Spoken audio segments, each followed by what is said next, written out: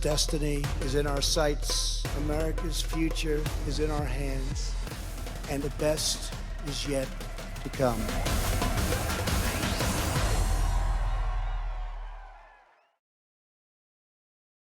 Good afternoon and welcome to Washington Post Live. I'm Frances Steed Sellers, a senior writer at the Washington Post. My guest this afternoon is Kellyanne Conway, a senior counselor to the president. She was one of his senior campaign managers in 2016 and a speaker at last night's Republican convention. Welcome, Kellyanne. Thank you for joining us. Thank you so much, Frances. I appreciate it. Well, we're pleased to have you. So let's start with the big picture. You're an expert on voters. How can President Trump bring more people into the tent? He's been doing that by enacting policies and making the tough choices and tackling the complex problems that really affect all Americans. When you recalibrate a trade deal and put it into better balance for American workers and American manufacturing, America herself, that lifts many different economic boats. So if you look at the 4 or 5 major trade deals, he's been able to complete one with South Korea, obviously, China, Mexico, and certainly Canada and the USMCA, the old NAFTA, much better now. And of course, even one with Japan. You're talking about dairy farmers, meat producers, auto manufacturers, many different industries that were flat on their backs. And we were really shipping wealth and jobs overseas for quite a few years, and this helps. So that helps many people.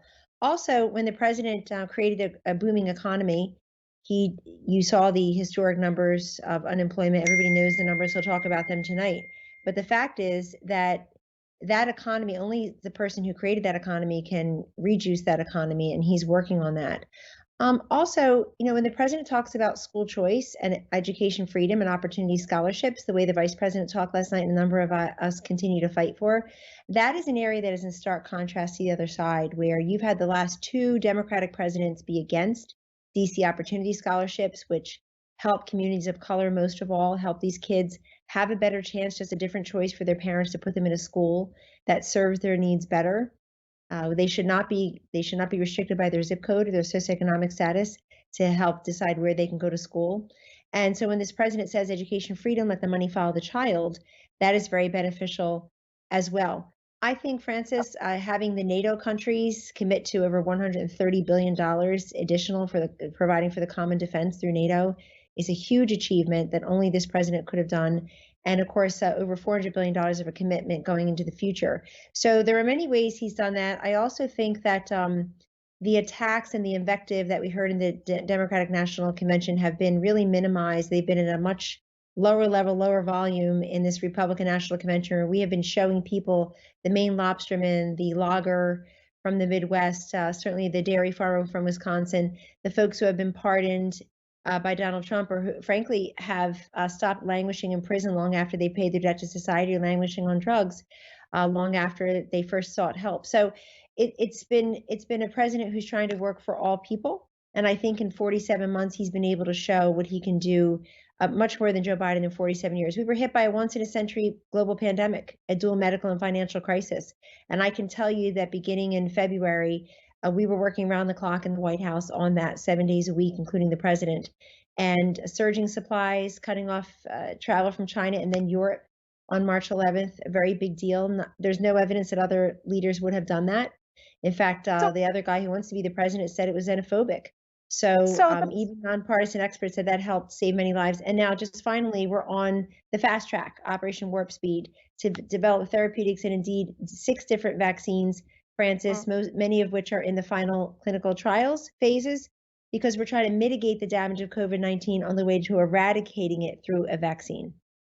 And the path now, though, talking about the convention, Tuesday night had a very big focus on women. Is the path through women, the suburbs? Where do you see his path taking him now? Well, women live everywhere, and they care about 100% of the issues. We are 53% of the electorate. We care about 100% of the issues. And the one phrase that I've never really understood and that I reject out of hand is, quote, women's issues. In 30 years of doing this, I've never heard the phrase men's issues.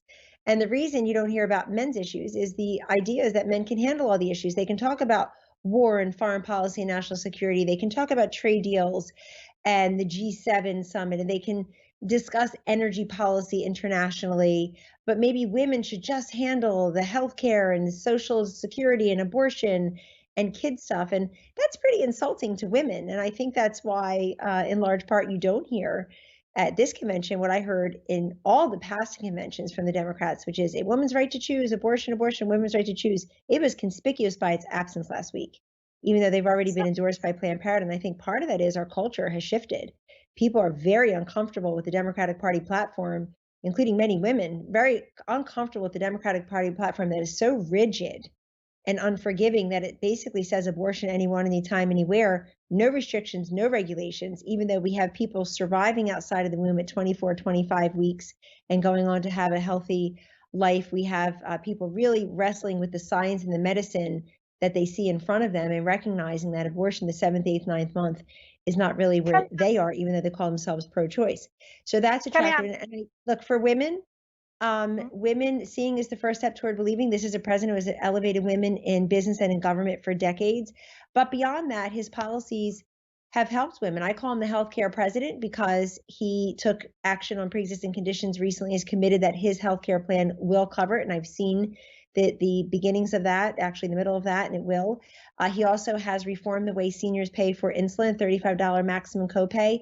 His surprise medical billing and price transparency moves really benefit so many women. Women are the healthcare consumers of the household. We control roughly 2 out of every 3 healthcare dollars spent in this country. We're the healthcare consumers and the healthcare providers. So I think that's attractive to women. Let me ask you about your speech last night. You talked about how President Trump, and you've referred to it just now, how he's empowered women. And that goes back, I can think of many business people who've talked about his personal acts of kindness that they've remembered. How does that relate to his actions as a president? Well, it relates because, with the gravity and responsibility of that job, and even at a staff level, must come certain humility.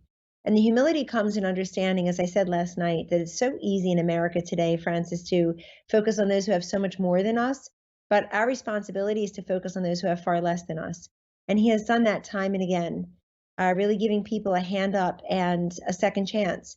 And I believe that him taking a chance on different people and feeling comfortable with female leadership, with female advice, it's very refreshing, particularly in the Republican Party, but it's refreshing for the country to know that you have a president for whom that's just a regular workday.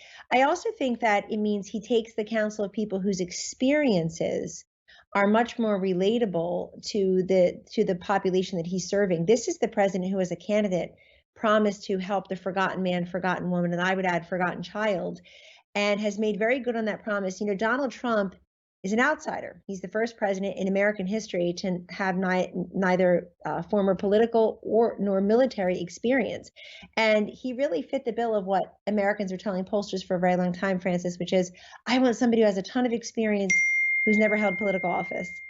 And it's like, oh, who will that be? How are we going to find that person? It turns out they wanted somebody who had business experience, who came to Washington owing nobody anything, who wasn't part of not just the swamp, as they call it, but really a system that had excluded most Americans, where they feel like they have their nose pressed up against the glass looking in saying, when is my turn? Where's my opportunity? Where's my peace and prosperity? And he really feels very committed to the people who relied upon them. I know people derisively call them the base and occasionally deplorables and irredeemables, but that means they're missing the zeitgeist that Donald Trump has created and tapped into, in that you have people who otherwise never voted before and never voted Republican before. The coal miners, those in the fracking industry, obviously people who are in manufacturing, people who appreciate these trade deals, people who appreciate criminal justice reform, the drug crisis strides. And even though he's talking to direct stakeholders as voters, we also are always looking at the concentric circles of the stakeholder and the shareholders. I say that you could be somebody who feels your issues are well taken care of, but you're really concerned for the family across the street, or the nephew you have who's trying to start his business, or the goddaughter you have who doesn't understand how she's going to grapple with this virtual learning now and what that really means. And so we look at people, he's tried to be the president for all Americans, and the volume and velocity with which he works is head spinning. And I think his speech tonight, is going to lay out the progress report and also have the vision piece for the future. Let me ask you quickly about a group I know you care very much about, and that's about the opioid crisis. Deaths went up actually last year by 4%, and they seem to have gone up even more this year during the pandemic. How would you like to see President Trump do things differently next year if he got a second term? Yeah, so those numbers after we had the first decline in 30 years are harrowing, but they're unsurprising, Francis, because we're now fully into a poly drug crisis in this country. Brett Giroir, who's otherwise known as the testing czar now, but the Assistant Secretary for Health and others, we fully know that we're into the fourth wave of this drug crisis through meth. The meth use has really increased, so opioid use down, but the meth use up. And I think what the president has done suggests that his bold leadership means that so many lives were saved. And I said last night that the political inertia and the looking the other way that cost lives is slowly melting away. I'm really happy. I think the most significant bipartisan legislation that the president passed, short of the CARES Act, which was a special piece of legislation, was the Support Act. And that was signed into law almost 2 years ago. Do you know every single Democrat in the Senate and the House who voted in favor of the Support Act? That included Kamala Harris, included Elizabeth Warren, Bernie Sanders, Right. Cory Booker. Yeah. And what's so significant about that is a historic investment of billions in treatment and recovery, in prevention, education. So I think we have to keep going that way in reducing these first prescriptions to a smaller dosage, smaller amount, in making sure people know what take back days and making sure they've got money for recovery. But moving forward, I think we also have to recognize that in this pandemic, we can't create a pandemic within a pandemic. We see suicides are up, abuses of all kinds are up, including drug abuse, isolation, economic desolation. People are hurting, and many are taking extreme action. So the president has to stick with us. And I think what you'll see in the second term is the president holding these foreign countries even more to account Kellyanne, let for me ask you as well their about role.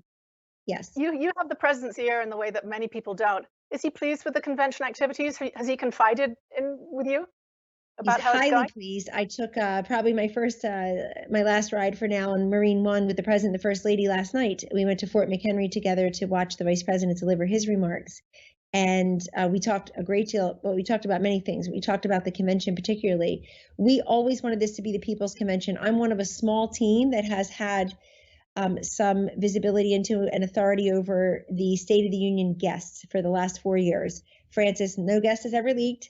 And people, even the hardest naysayers and critics, have said, wow, those have been successful events because the president has been able to illustrate his agenda, his vision, his promises through the American people, through these stories. So it was very similar to the State of the Union, but this time the people aren't just sitting in the box with the First Lady, they're speaking and they're talking about how their lives are measurably impacted because of the Trump-Pence administration. So he likes it for that reason. He also likes the production value. He knows that the Democrats claim Hollywood and the actors and all the entertainers, but the production value has been incredible. To see the First Lady, Melania Trump, deliver almost a 30-minute speech in the Rose Garden was pretty historic. And the president tonight on the South Lawn of the White House doing the same. It's been truly remarkable. He's very pleased. One of the striking events during this was the swearing in of 5 new citizens, all of them people of color. This happened at a time when the president has also reduced legal immigration by something like 49%, according to some statistics. Did that seem a little hypocritical? I'm really happy that the president could show America a naturalization ceremony. Most Americans probably have never witnessed one or seen one or even heard about one, I would think. So that's wonderful for that to have a light shine on it during a convention week, Francis, where I think there are people who otherwise don't tune in to political rallies or political coverage or the nightly shows. They're watching these conventions very carefully because they want to make their choice. So I'm very pleased that they can see that just from a cultural perspective. But I do want to say when it comes to immigration, it was really remarkable for me this past February to watch Joe Biden really try to put a lot of daylight and distance between him and the boss he served, President Obama, who at the time was putting a fair amount of distance and daylight between him and his vice president, Joe Biden. But he did that on the issue of immigration because Joe Biden showed up at a debate, and people were mocking him. You were deporter in chief. You guys had record number of deportations. People forget that. This is a president who has created an economy, will continue to create and rebuild this economy. We have tremendous job creation now, and he wants that to be available to people all over the country. But we are the most generous country to immigrants in the world. Over 33 million have come here legally, and we want to continue to encourage that. At the same time, we know that many Americans are struggling to find work. There are jobs and businesses that Americans held that will never come back. that type of industry, that particular restaurant, and the like. And we're very sensitive to that as well. But this president will continue to fight for final and fair border security and merit-based immigration. He's made that very clear, and will again tonight. Kellyanne, a number of the incidents you've referred to, the events of the convention, including the swearing in, the Rose Garden speech, the speech tonight, and the speech at Fort McHenry, have been criticized as potential violations of the Hatch Act. Now, I know you're leaving the White House, but does that concern staff members now? Oh, that means that they're probably having a very excellent, magnificent, and well-received convention. So as I understand, legal authorities have looked at this many times and gave the green light to having the convention at those 3 sites that you just mentioned. This is the president and this is the first lady. They live there. This is their home. And I'm sure that people don't like the fact that the president is able to give his speech at the White House, so that you see he's actually already the president, and it signals to many people too, why in the world would you invite more disruption and uncertainty into a system that has so much already? So let's stick with what we know, what we're doing with the president who's presiding over historic speed for these vaccines and efficacy for these and safety for these vaccines. So I also just want to say that I read a couple of articles in the last couple of days, Francis, that made very clear at the Obama-Biden convention in Charlotte, North Carolina, where I was in 2012, there were about 5 Obama cabinet secretaries there. And that's pretty curious, because I went back and looked at the chyrons too, and the videos, as his, for example, SBA administrator was speaking, Administrator Mills, I believe her last name was, and it said SBA administrator, didn't say private citizen Ms. Mills. So people get amnesia very quickly. They forget recent history. But for the first lady to help redesign the People's House and the Rose Garden, biggest refurb in probably 50 years or more, I think, and then to give her a speech there, I think America saw that for what it was. A first lady, unlike the 2 past first ladies the week before at the Democratic convention, attack. This was a first lady who, toward the end of her 28-minute speech, said, "As you can see, I didn't spend my precious time tonight attacking others, the other side. I spent it trying to unify us and try to talk about what I would do as first lady in the second term and what I've done in the first term." So people will see that. But I think the Hatch Act is the best thing they can come up with, that it's probably a spectacular convention. Kellyanne, help me understand a controversy that has erupted today. This is about the Kenosha protests, and Joe Biden, Vice President Joe Biden, said that, and I'm going to read a little bit here, that the controversy, he accused President Trump of rooting for more violence and said it was to his political benefit, and that he was pouring gasoline on the fire in those protests in Kenosha. It's really unfortunate. Then he referred, I'm going to just read a little bit more. Then he referred to a statement that you made, and let me read that to you. This was on Fox News. But you have to read the whole statement. You can't read what he wrote. Okay, well, we can go. Statement. I published it on Twitter. People need to do that. And listen, and I'll make sure, and then you can come back and tell me if there's anything. The more chaos and anarchy and vandalism and violence reigns, the better it is for the very clear choice on who's best on public safety and law and order. So what did you mean by that? And tell me if you think that's incomplete. What's the context for it? No, it's not just incomplete. It's dangerous that reporters live on Twitter. And instead of getting the story, they try to get the president every single time. That was a deceptively edited clip. The question was about Pete Buttigieg, media darling and failed presidential candidate Pete Buttigieg. I was asked a question because he said that the violence in Kenosha and elsewhere is happening on President Trump's watch, is his responsibility. No, thank you. This has been happening. This has been happening again and again on in democratically led cities and towns, as you know. And in this case, I was asked, sorry about that, let me turn this off. And I was asked about what Mayor Pete said. And you're going to have to go back to Twitter and see what I put, because it was so deceptive. Oops, sorry about that. Am I there? You are with us. Yes, we can hear you loud. Okay, so carry on. Too many things going on here. Hold on. Go ahead. I know, too many things to do. There we I don't know. Now I see myself in too many places. Do you have me, Francis? Yep, I can hear you, and I think our audience can hear you loud and clear. So go ahead. Wonderful. So yes, anyway, they asked me about Mayor Pete, and what I'm going to do is I'm going to pull up the full quote. What I said was President Trump does not look at the violence and the protesters as a partisan issue. And then I said, here it goes. And then I said, here it is. And it's very sad that responsible journalists deceptively added this, but I called them out on it. So here are my exact quotes. because the Republican president, Donald Trump, doesn't look at this, the protesters, as a partisan issue. He's trying to send federal reinforcements in, and you have governors saying, oh no, they're putting their pride in politics ahead of safety. And that makes no sense to everyday Americans who want law and order and public safety. We saw a Gallup poll that said 86% of Americans want the same or increased police presence in their neighborhoods. That was over 80% of African Americans and Hispanic Americans in that Gallup poll. It would be nice if Joe Biden weighed in long after the violence, not just in urban America, but suburban America, Kenosha, Wisconsin.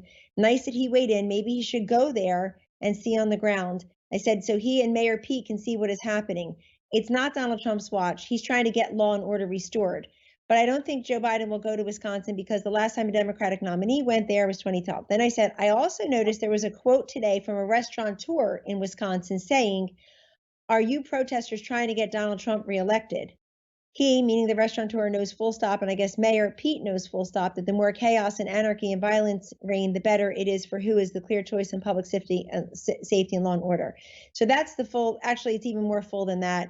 But clipping that and saying that we were trying to incite violence is not just irresponsible, it's not journalism, but it really comes from crazy and lazy people. And I'll be in the private sector soon, so that should be fun. Anyhow, and for Joe Biden to say that, it was nice to see him again, Francis, but we basically saw him from, he was reading from his lap, which I think is very unfortunate. He was reading what somebody else wrote on his lap. And every reporter who put the clip out there of what I said and deceptively edited it and lied about it should be held to account. We're really tired of that because they incite violence and threats of their own by doing that. The fact is that we want the vandalism, the violence, the looting to stop. But you know what? We're not alone. Listen to the mother of Jacob. Listen to Jacob's mother. She said it yesterday, the day before. Listen to the family of George Floyd. Listen to Rayshard Brooks' family in Atlanta. They've all said the same thing. Please protest peacefully. Do not be violent. And Jacob's mother went a step farther. She just said, don't use my son or somebody's son or daughter to say that this is why you're doing it. So I guess I would ask the media why they're disrespectful of that. Joe Biden failed to even mention the violence and vandalism that is rocking so many of our beautiful cities in this country. Failed to even mention last week. In Kenosha, and federal and President Trump has said he's sending in federal troops. That doesn't seem like a great long-term strategy for quelling violence. What is his plan for de-escalating violence in cities like that? Well, his plan is not to defund the police the way someone like Bill de Blasio did. And now you've got police officers, Francis, taking early retirement, saying they're not showing up to work. Defunding the police is a very dangerous prospect. Even diverting resources, quote unquote, is a fancy Washington way of President Trump's plan for de-escalating violence. Pardon? And what is President Trump's plan for de-escalating the violence?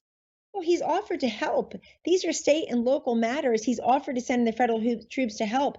And the same governors who couldn't get enough of the ventilators and the PPE, we were happy to surge all those supplies.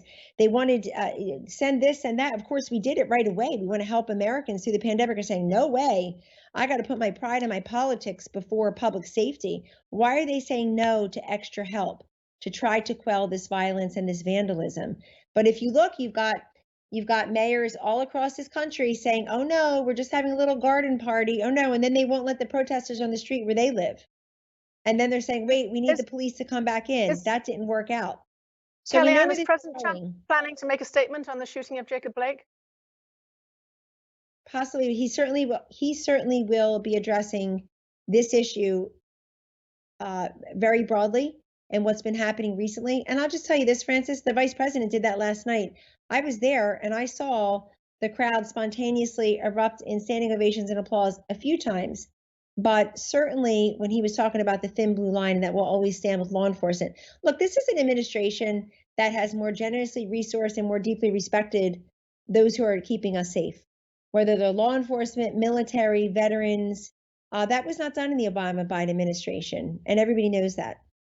So what are your thoughts about the 17-year-old Kyle Rittenhouse, who took matters into his own hands, allegedly, by shooting two people at the protests? So I don't know all the facts. And what I know is that there are two things I do know is that he's been charged with murder, arrested and charged with murder. And number two, that our Department of Justice has already launched a civil rights investigation into the shooting of Jacob Blake. And so that I think is very important for everyone to know. in no way will I ever get in front of an investigation one way or the other. It's inappropriate for me to comment on that. So that's what I'll say here. So looking ahead, do you have an October surprise that you can give us a hint about? Me personally, or you mean for the campaign? No, I mean for the campaign.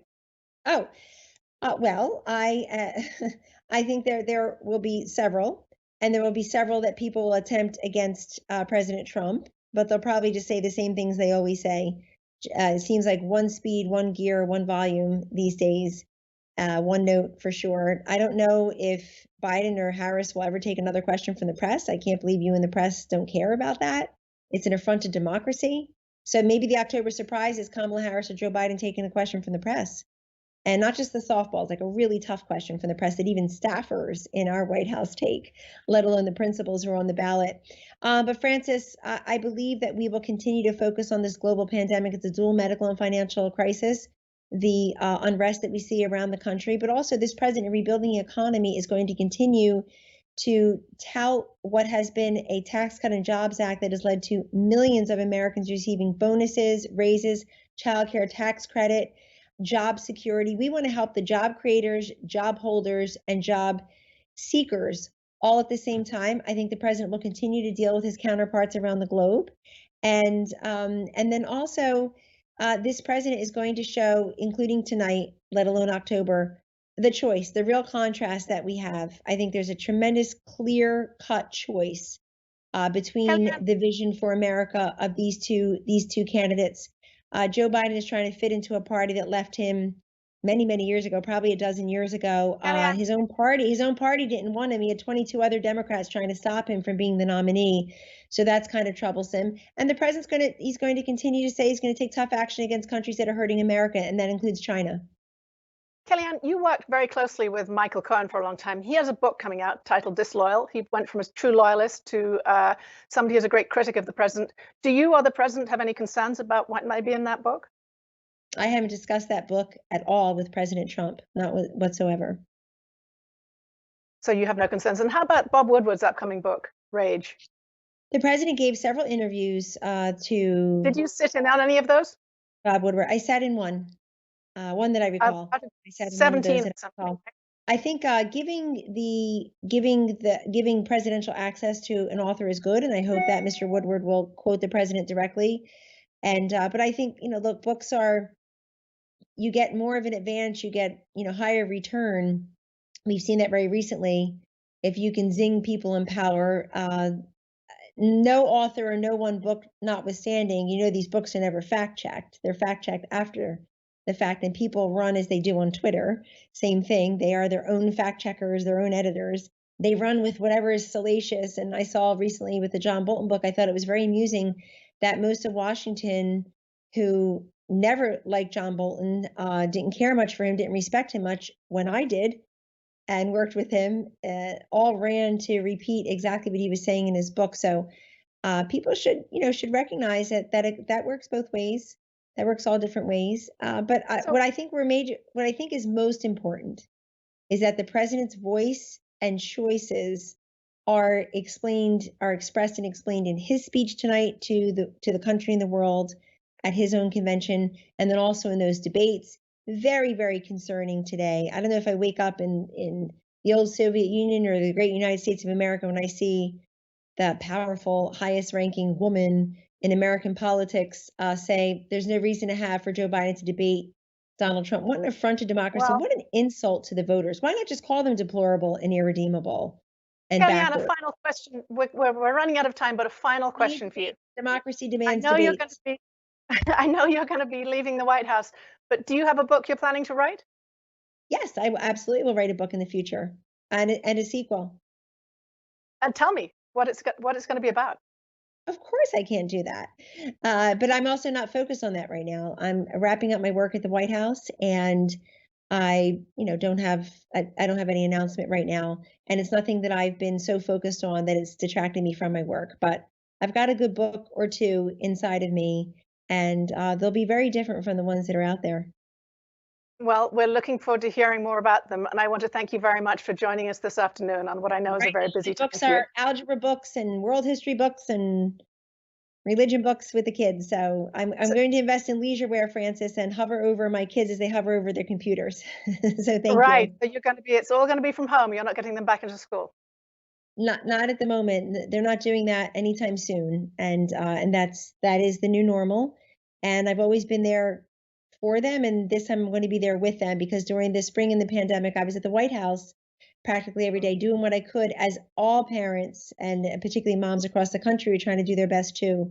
But we're going to do an even better job this time, all together. So it'll be great. Thank you. Thank you again for joining us. Thank you, Francis. Take care. Okay, and you.